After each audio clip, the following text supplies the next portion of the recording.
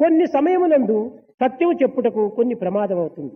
అలాంటి సమయం నందు సత్యము వద్దు, అసత్యము వద్దు. Sometimes it may be dangerous to speak the truth. Then do not speak either the truth or untruth. ఈ విధమైనటువంటి మార్గమును నీవు అనుసరించినప్పుడే సామాజికమైన మానవత్వమును చక్కగా పోషించుకున్నవాడవుతావు.